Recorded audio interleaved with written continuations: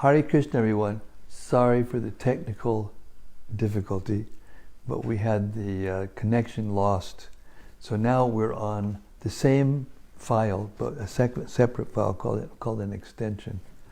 So we just finished the reading just as the transmission stopped. So now we're going to have the reflections on our reading from 327.1 up to where we stopped, verse 14. So welcome aboard. If anybody's got any reflections, anything that we heard that's stuck in our minds that we might want to reflect about or question or discuss further, please be our guest. Hare Krishna.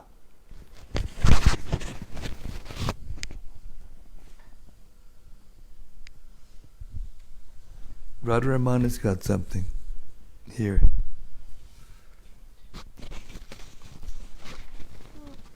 I was just thinking, practically every reading, there's so many references in the purports by Prabhupada about how devotional service is basically fueled by hearing and chanting the glories of the Lord. And I was just trying to think what I must have been thinking all of those years, going back many, many years and years, reading that. Then the books are not actually getting it somehow, because obviously in past yugas, although outgoing preaching, book distribution is so important, but sometimes we would tend to emphasize that to the exclusion of this. And that's when I'm just thinking, what was I thinking when I was reading the books before and hearing things like that, and how I was kind of rationalizing it in my mind. I had a similar thought just yesterday and today. I was thinking, and I've been thinking it for a while before I started doing this process of hearing every day, and I thought, we talk a lot about how we have to hear and chant about Krishna, but we really never get around to chanting about Krishna. But when you read the books like this straight, at least for an hour or so before you start to discuss, it puts it on a whole nother level, isn't it? Rather than just talking about, you need to hear and chant about Krishna, we're actually hearing and chanting about Krishna. It's the difference between just thinking about something and doing it. Or jnana vijnana samitam yajgatva mokshasheshu. Krishna says to Arjuna in the Gita, I'm now going to explain to you jnana, knowledge, and vijnana, which means the practical application of knowledge or the realization of knowledge.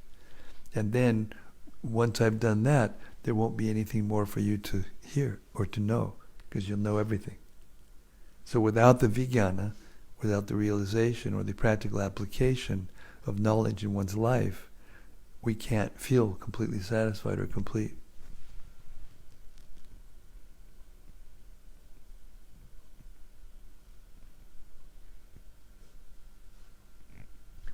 Welcome to the real world.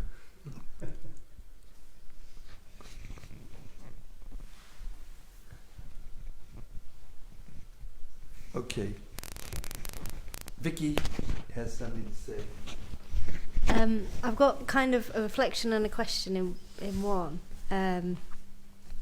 I've found... You've been in devoting before, haven't you? No. Not in this life. Putting aside, right? I kind of left yesterday, went home halfway through today. I kind of reflected on some of the things you'd said and kind of came back with another question further to yesterday, but I think part of it kind of got answered tonight in the reading, so I just wanted to kind of discuss my thought and get your perspective on it. So last night I asked you, how do you know that the action you're doing in devotional service is the right action? And you said, how do you know if you're full? Because you feel it, and so you feel like it is the right action in devotional service, which I came away going, yep, okay, that makes sense. But then I was thinking today, well, sometimes you're in situations and you're looking at a situation and none of the options in front of you feel particularly good. They don't feel like the right, you can't see any of them. You think, actually, that's the one. Sometimes they all feel like an option you don't really want to take. And I was going to come back and say, how do you kind of navigate that when that's the case? But I think listening to this section today, it reminded me about what I'd heard Gandhi talk about the Bhagavad Gita before, and about how you are, you do the action, but you're not attached to the outcome. When talking about vairagya, I don't know if I'm saying that right. So that the outcome is what the outcome is. You have no control over that. You can only do the action, and that's it. And actually, I think maybe when you're looking at a situation and none of the things in front of you seem like the right thing to do, it's probably because you're looking at it with out devotion. You're looking at it from the point of view of like contaminated consciousness in the material world, thinking that I am, that it's mine or theirs, or do you know what I mean? You've not the right action in front of you, you can't see it because you're too clouded. Or it may satisfy your senses for a short time, or it may satisfy your mind for a short time, or it may even satisfy your intelligence for a short time. So I would say that one thing that we read, when was this? This was not yesterday. It was maybe day before yesterday, or day before that, when we discussed the intelligence and how and what the functions of the intelligence are, the natural, the native intelligence. And what the first one was doubt.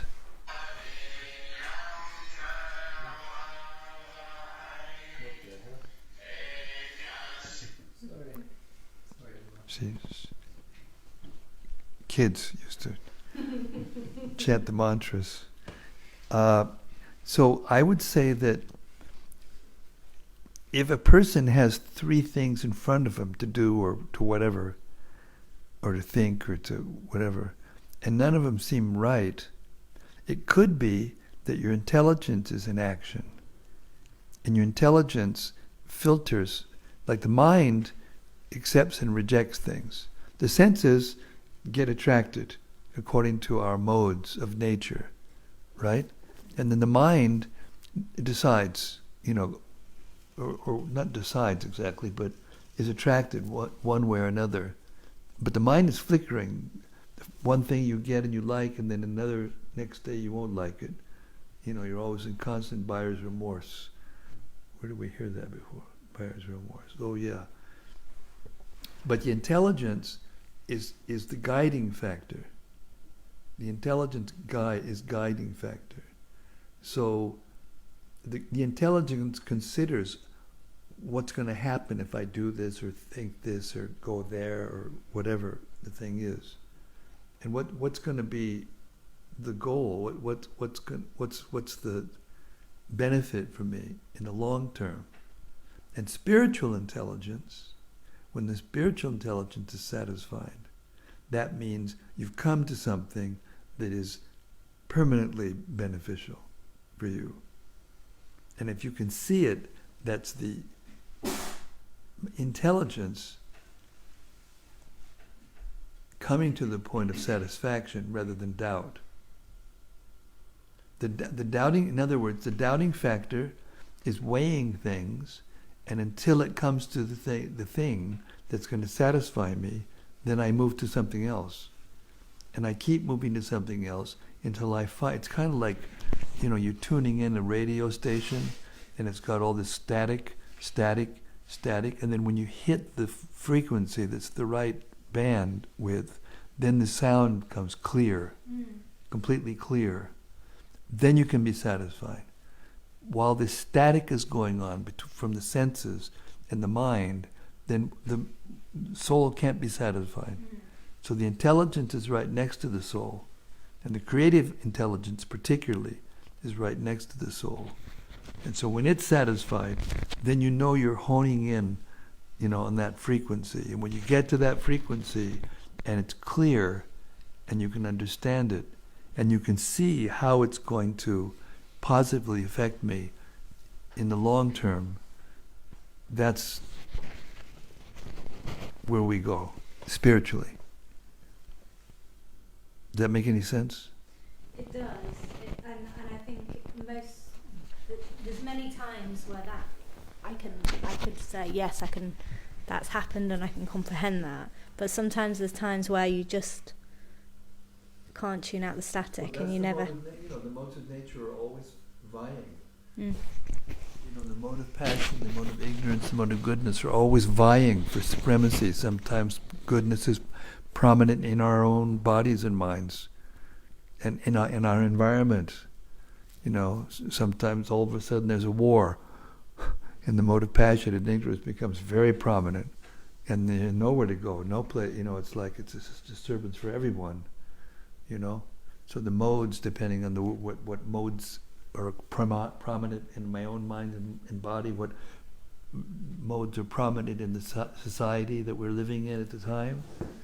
So that may mean that we're always feeling unsettled or unsatisfied. But the point that's being made here in the reading that we had is that even if it's like that, if one is actually focused on the truth, then our mind becomes satisfied, it becomes steady, we become less agitated, equipoised. I mean, Krishna speaks about this in the Gita a lot.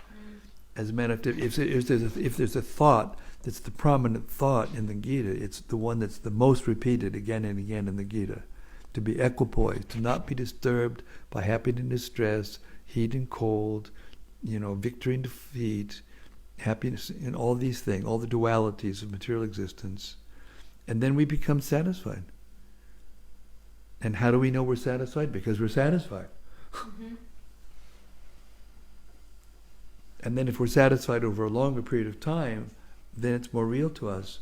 And if we hit that sweet spot, that frequency where things are very clear, that's described also in the Bhagavad Gita. When the senses and the mind are in goodness, then all the ports of the body, all the holes in the body, all the senses become happy. They become happy. Digestion's working happy, your passing is happy, you're happy, there's no disease, there's no... And in spiritual consciousness, that happiness comes from deep within. Yontak sukhan tararamas tatantir yotir evacha sagunan samat... No, I'm mixing two verses. Anyway, Brahma bhutaya kalpate. Then one becomes satisfied in the spiritual plane. And then we're restless and stops. We don't feel like going somewhere else and doing something else. Then we know we're satisfied, rather than just our senses being satisfied for a few minutes or mind being satisfied for a few minutes. That's the difference between sense gratification and devotional service. It made a lot of sense to me. It made a lot of sense to me in the passage where it was talking about how sense gratification, how it's almost like you think you're the one lording it over, but it's actually the other way round, because you actually become a slave to the drive. That's right. To exactly. fulfill that desire. Exactly. And it's just a downward spiral. That made a lot of sense to me. Yeah. It's just like when you have a fire and you put fuel into the fire, it just makes the fire brighter. It doesn't put out the fire. I mean, there is a process in the Bhagavad Gita that in the Vedas that says sometimes if you just put a whole bunch of ghee or whatever it is on the fire, it'll just snuff it out. So there are people who take that track. I'm going to have so much sense gratification that I'm going to get sick of it, and they do. But generally speaking, by that time, their senses are so worn out that they can't use the senses for the proper thing. So it's not a very intelligent way of looking at it. Better to stop the fat in the fire, or the ghee into the fire. Regulate the senses. Tasmat tvam inyanyado nyamya bharatashima. So tasmat tvam inyanyado. Adi means in the beginning. Tasmat tvam inriyanyado, in the beginning, regulate the senses. And if you regulate the senses, your mind becomes more peaceful, as we read in this verse today, in the reading today. Then with peacefulness, then you can have happiness. Without peace of the mind and senses, you can't have happiness. It's not possible. And devotional service, if you go to goodness, you become a feeling of happiness is more, but it doesn't last.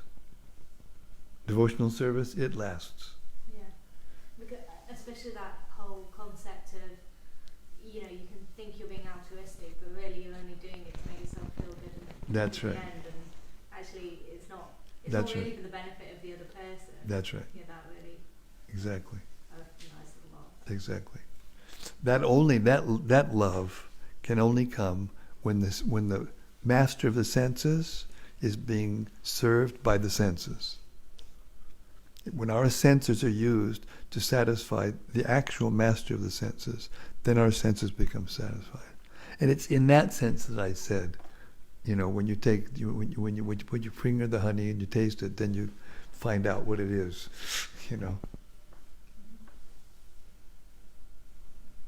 Thank you. Very nice. That was very nice meditation, contemplation. That you were thinking about it during the day is very auspicious.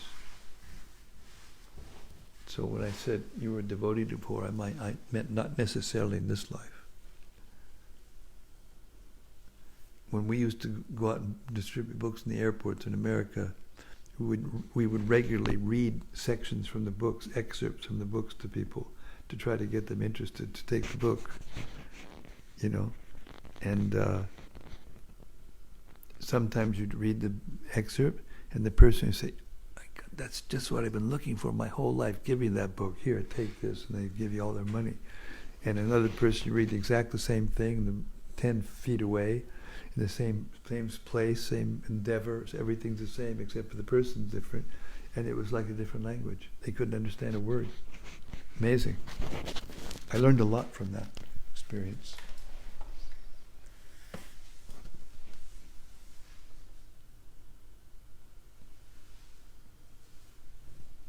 Yes, Mark, our teacher.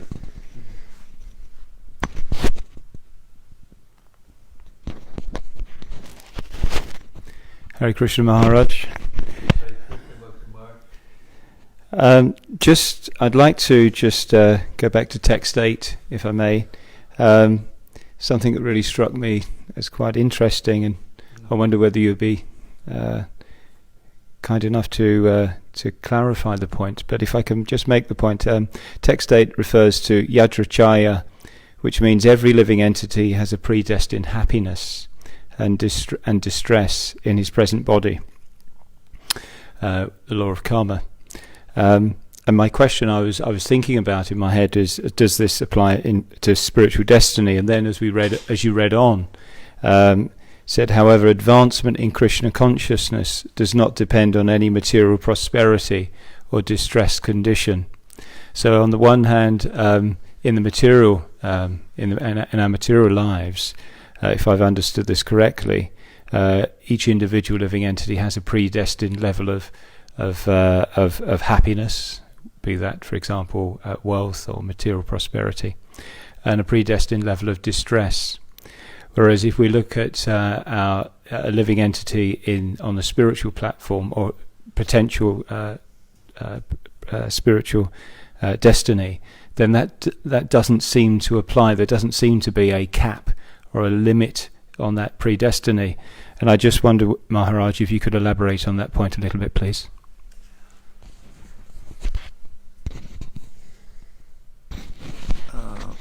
one of the verses that was quoted in today's reading and yesterday's reading also was the verse that describes how the soul, conditioned by material nature, is thinking that he's the doer, when in actuality the modes of nature are doing it.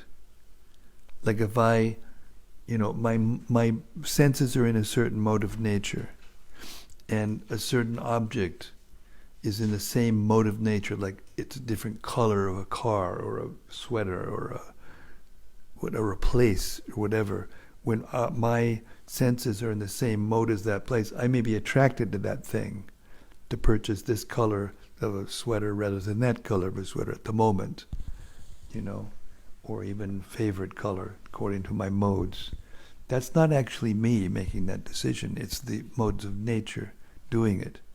So prakrite kriyamanani gunai karmani sarvasha ahankara vimudatma kartahamiti manyate. A person who is bewildered by the material nature and influenced by the modes of nature thinks that he's the doer. He thinks that he's choosing to that kind of car or that color or that thing or that place or whatever. But it's just the modes of my senses being attracted to the modes of that nature, and I'm drug along with my senses, like Vicky said, becoming a slave to the senses and sense gratification. So the next verse, right after that verse in the Gita, says tattvavit tu mahabaho. So tattvavit means, tattva means truth, and vit means know. So the knower of the truth, and that means you've gotten information from outside of that matrix, if you like, of the senses and the laws of nature that are governing the actions and reactions. And that's what these books do. They're coming from outside of the conditioned laws of nature. And with that knowledge, tattvavitu mahabaho, guna karma vibhagayo, guna shivartanta, itivat manasajate. Then one can see for oneself the difference between sense gratification and devotional service, and one can choose devotional service. Then one's spiritual destiny kicks in. Before that, it's already within the mode of nature. And you may work, so therefore some person may work very hard and get very little. One person may work very little and get a lot. One person may try to get in a certain position, can't do it. Another person very easily gets born into it. Silver spoon in mouth, crown on head, without even doing anything. So why is that? It means there's something beyond just, what I'm, in other words, I have a certain amount of happiness and distress built into the senses. But the spiritual destiny is beyond that. Spiritual destiny comes when one's heard from a source that's outside of the modes of nature, and with that knowledge we can see and make a choice between devotional service and sense gratification. Otherwise, we're making choices with different kinds of sense gratification. And the happiness and distress that comes from those choices are built into the material nature. You can't change it. Therefore, freedom or free will and predestination are going on at the same time. We have from a previous life, we get from the mental condition in our previous life, we get this particular body, and within that body there's a certain amount of happiness and a certain amount of distress that comes with the body. You can't change it. You may become very rich, but you'll be miserable. You may be very poor and you're carefree.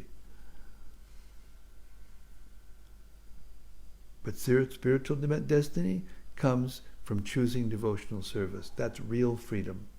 That's your only actual freedom, is to choose devotional service over sense gratification. And what happens? The pleasure that you get is permanent. Then the soul feels satisfied. And what's the symptom? Nashochati, nakangshati. You no longer hanker for what you don't have or lament for what you've lost. Brahmabhuta prasanatma nashotati nakangshati.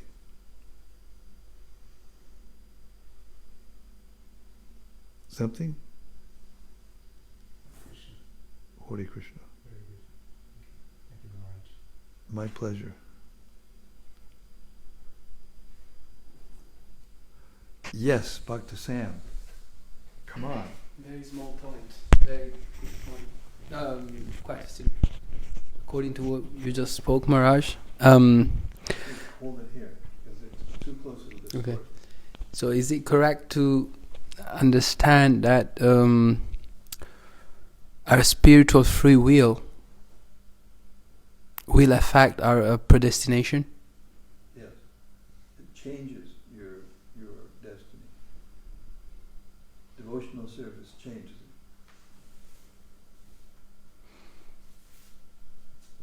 So then when you come to spiritual consciousness, when you leave your body, you don't come back to the material world. That's what it means to change your destiny. Otherwise, you'll go into a body according to your mental condition, time of death.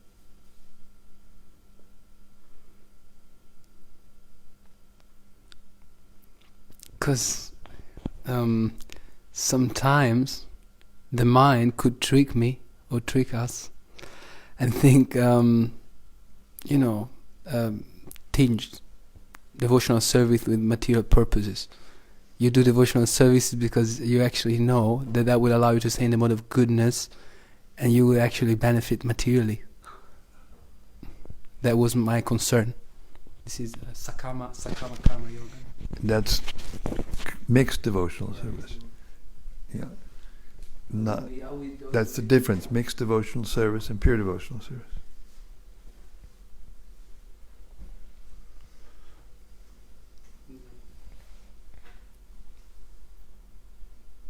But mixed devotional service still takes us upwards because it's mixed with devotional service. So you improve your condition. You never lose it completely. The effect of your devotional service, you never lose completely. Dehinos minyata dehe komaram javanat. The verse. What's the verse? Param dvishtra nivartade. What's the verse? Anyway, can't remember the Sanskrit offhand. End of the day. But there's never any diminution or loss completely of devotional service. It's a permanent asset. So even if you do mixed devotional service, the part of that mixed devotional service, which is devotional service, will stay with you.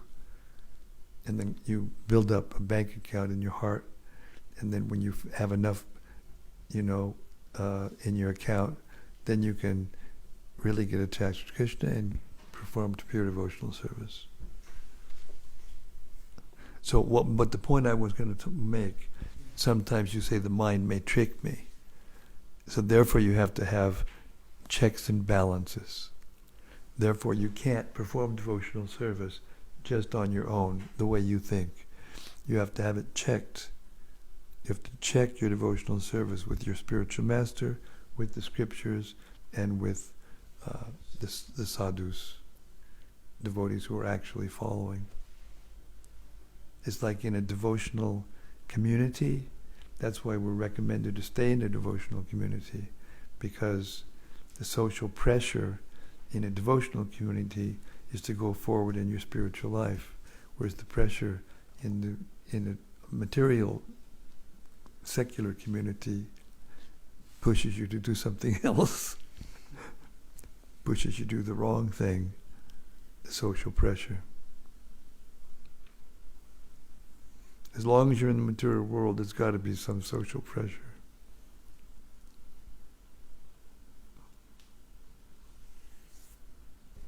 And I think I'm going to wind it down tonight, because how many hours was that reading today? A lot. And plus the Chaitanya Charitamrita. Oh yeah, that was 3 hours. 3 to 5. Hare Krishna. Haribol. Hey, listen. Thank you very much for your lovely realizations and thoughtfulness. And we pray that you will enter into devotional service in this life permanently and become transparent mediums to others and make them happy. Hare Krishna. Kapila Dev ki jai. Sankhya Yoga ki jai. Pure Bhakti Yoga ki jai. Gaur Premanandi Haribol. See you tomorrow night, everybody. Same place, same station. Hare Krishna.